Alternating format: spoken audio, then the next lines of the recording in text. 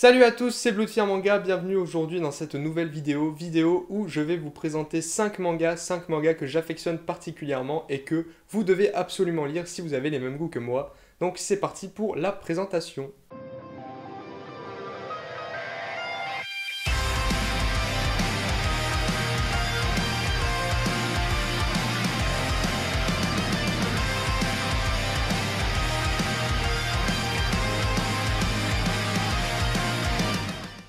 Donc pour cette présentation, j'ai choisi 5 mangas qui ne sont pas très connus pour ne pas vous parler évidemment des redondants Naruto, One Piece, Fairy Tail, SNK, bien que ce sont des mangas que j'affectionne beaucoup également. Mais j'ai choisi de vous parler de 5 mangas qui ne sont pas très connus pour potentiellement vous en faire découvrir de nouveaux. Donc le premier manga que je vais vous présenter, il s'agit de Darwin's Game, donc c'est sûrement le plus connu des 5 mangas puisqu'il a eu son adaptation animée il y a très peu de temps. Darwin's Game, c'est un shonen survival game, sans doute l'un des meilleurs dans sa catégorie, les survival games, qui est une catégorie que j'affectionne évidemment beaucoup.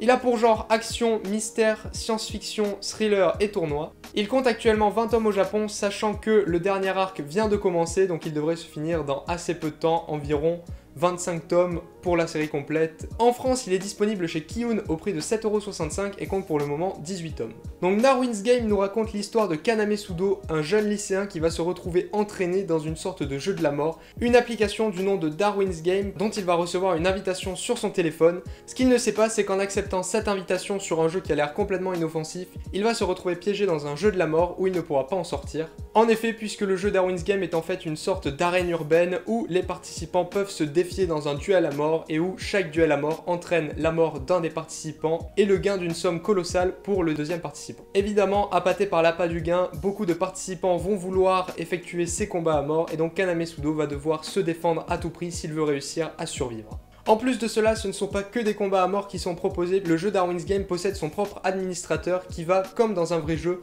organiser des événements comme des chasses, des tournois, des épreuves de survie, et les participants vont devoir survivre s'ils veulent gagner et récolter des points. Donc ce qui est bien dans Darwin's Game, c'est que contrairement à tous les autres survival, il arrive évidemment à se renouveler grâce aux events du jeu qui sont très intéressants. On a par exemple des events de chasse au trésor, des événements où ils doivent survivre sur une île déserte, et tous ces événements apportent beaucoup de diversité et entraînent leur lot de nouveaux personnages et de nouveaux antagonistes. En plus d'épreuves originales et de combats à mort, tous les participants du Darwin's Game vont se voir attribuer un pouvoir qu'ils peuvent utiliser instinctivement et tous les pouvoirs sont très originaux. On a également une ribambelle de personnages très originaux et charismatiques et loin du pouvoir de l'amitié puisque le but de Kaname va tout simplement être de tuer le maître du jeu afin d'arrêter le Darwin's Game. On a vu plus Charlie comme méthode, mais c'est une bonne méthode également. Donc si vous aimez les survival games avec de bons personnages, de bons combats et des pouvoirs intéressants, je vous recommande évidemment Darwin's Game qui est une très bonne série de ce genre.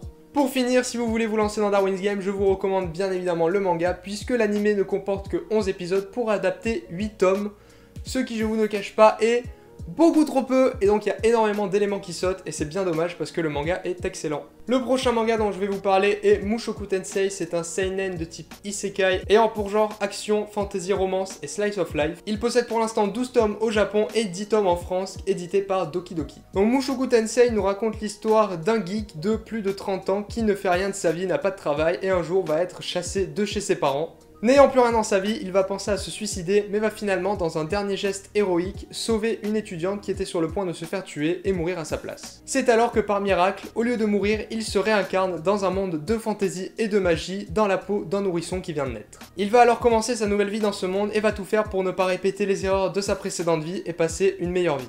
Donc Mushoku Tensei commence bien évidemment comme beaucoup d'isekai, une réincarnation dans un autre monde, mais c'est par la suite qu'il va mieux se démarquer, car il est pour moi tout simplement le meilleur isekai qui existe pour l'instant. Les personnages sont très variés et originaux, et contrairement à une histoire qui va se passer sur une année ou quelques mois, dans Mushoku Tensei, on voit évidemment l'évolution de Rudeus dans sa nouvelle vie.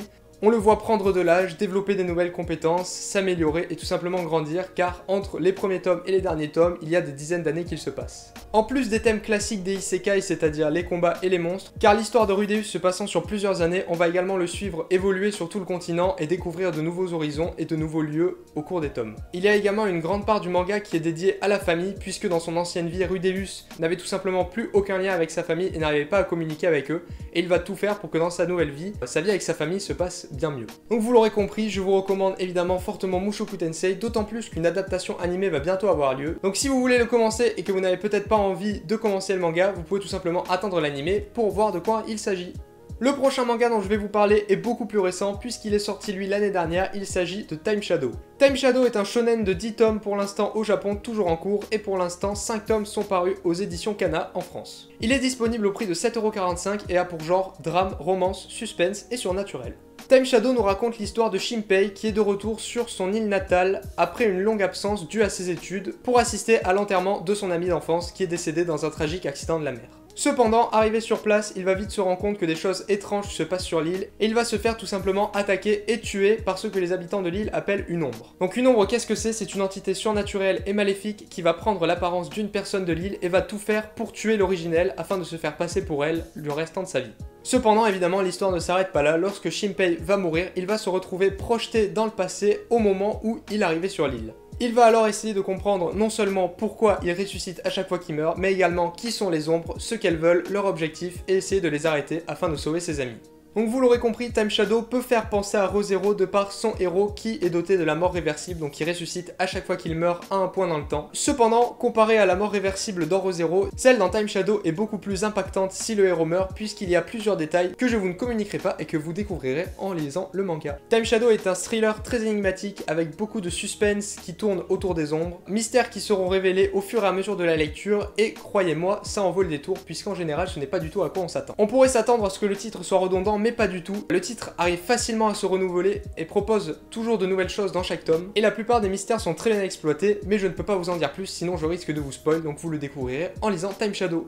Quatrième et avant-dernier manga dont je vais vous parler, il s'agit de Magical Girl of the End. Donc Magical Girl of the End est un shonen terminé en 16 tomes, publié chez Akata dans la collection What the Fuck, qui est une collection que j'affectionne particulièrement car plus c'est What the Fuck, plus on aime. Il est disponible au prix de 6,99€ et a pour genre fantastique, horreur, mystère, mature psychologique et tragique. Magical Girl of the End nous raconte l'histoire de Kikogami, un lycéen dont absolument tout ennuie et qui trouve son quotidien extrêmement monotone et ennuyant. Cependant un jour, une Magical Girl, qui ressemble bien plus dans ce manga à un zombie qu'à une Magical Girl, on va pas se le cacher, mais une Magical Girl arrive dans son lycée et commence à tout simplement tuer tout le monde. Son quotidien monotone va alors évidemment extrêmement changer puisque tout simplement la Terre va se faire attaquer par des centaines de Magical Girls qui en plus de tuer tout le monde les transforment en zombies qui eux aussi désirent tout simplement tuer tout le monde et non pas les mordre parce que c'est quand même pas une invasion de zombies, hein.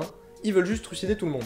Kikogami doit devoir alors tout faire pour survivre, se trouver des alliés, des camarades et essayer de survivre à cet apocalypse et de découvrir que sont les Magical Girls et pourquoi elles attaquent tout le monde. Donc évidemment, vous l'aurez compris, comparé à un récit de Magical Girl classique, on est ici plus face à un survival horror et même très gore. Je suis étonné qu'il soit classé dans la catégorie shonen car c'est vraiment un manga extrêmement gore et bien dégueulasse. Donc si tout cela vous fait peur, je vous déconseille bien évidemment ce titre. Mais ce qui est très original avec Magical Girl of the End, c'est que le ton de la série change drastiquement arrivé dans le tome 4 ou 5. En effet, on pourrait croire à un simple survival game où les héros vont devoir tout faire pour survivre, mais le récit évolue très vite dans une histoire de dimensions parallèles, de voyages dans le temps, que je ne vais pas vous spoil bien évidemment, car c'est là toute l'intrigue de la série et le plus important, donc si vous aimez les survival games et les voyages dans le temps très psychologiques et durs à suivre, je vous conseille Magical Girl of the End. Cependant, je vous conseille d'être bien accroché et de lire la série d'une traite, car entre tous les mondes parallèles et les voyages dans le temps, on peut être vite perdu, et le manga peut parfois être assez dur à suivre, bien que extrêmement intéressant au niveau scénaristique. Et pour finir, le dernier manga dont je vais vous parler est un shonen et il s'agit du manga Pétale de réincarnation. Il compte pour le moment 11 tomes au Japon et est disponible en France aux éditions Komiku avec 9 tomes.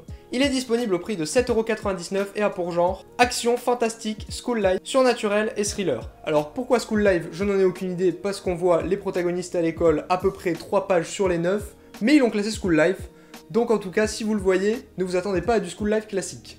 Donc Pétale de réincarnation nous raconte l'histoire de Toya Senji qui est un lycéen qui recherche désespérément son talent car pour lui, une personne qui n'a pas de talent est tout simplement un moins que rien et il ne veut pas faire partie de cette catégorie. Pour cela, il va tout essayer, sport, art, études. Cependant, il va se retrouver bon dans tous les domaines mais pas excellent, ce qui ne lui va pas puisqu'il recherche le domaine où il excelle et donc son talent. Cependant, un jour, il va se faire attaquer par un tueur en série et va se faire sauver par Aito, une jeune fille qui a un talent exceptionnel pour le kendo et qui va lui expliquer que s'il souhaite avoir un talent, il peut tout simplement récupérer le talent d'une de ses vies antérieures. Mais comment faire, me direz-vous? Eh bien dans ce manga, grâce à un objet qu'on appelle la branche de réincarnation, toute personne qui se tranche la gorge avec cet objet peut récupérer le talent d'une personne de son ancienne vie, par exemple Si votre arrière-arrière-arrière-grand-père était Newton et que vous vous tranchez la gorge avec cette lame, vous obtiendrez tout simplement l'intelligence et des pouvoirs en rapport avec Newton, comme la gravité bien évidemment pour celui-ci. Bien évidemment, cependant, on ne choisit pas le talent que l'on va récupérer et on peut très bien récupérer le talent d'un physicien ou d'un homme de très grande renommée comme le talent d'un meurtrier et donc devenir à son tour un meurtrier. Toya, après avoir récupéré son talent, va alors rejoindre la Forêt des Grands Hommes, une organisation de personnes ayant tous obtenu un talent qui essaye d'arrêter les gens qui sont devenus des criminels en ayant récupéré leur talent. Donc vous l'aurez compris, dans Pétale de réincarnation, on va avoir une ribambelle de combat avec des pouvoirs très originaux. Newton a quand même une tête de pomme, ça c'est pas donné à tout le monde. En plus de ces combats, le récit possède également beaucoup de mystères, notamment les branches de réincarnation qui peuvent paraître au début être des objets anodins mais qui vont devenir très intrigants et intéressants par la suite. Le récit propose également énormément de retournements de situation qu'on ne voit absolument pas venir et un héros très original qui n'est ni du côté du bien ni du côté du mal, en tout cas au début. Donc si Pétale de réincarnation et tous les autres mangas que je vous ai présentés dans cette vidéo vous intéressent, n'hésitez pas à vous les procurer, ce sont tous des mangas qui valent vraiment le coup. J'espère que grâce à cette vidéo je vous aurai fait découvrir quelques mangas intéressants, n'hésitez pas à me dire si vous voulez que j'en refasse, j'ai plein de mangas intéressants à vous faire découvrir. Sur ce, merci d'avoir regardé, je vous dis à la prochaine pour une nouvelle vidéo, à plus tout le monde!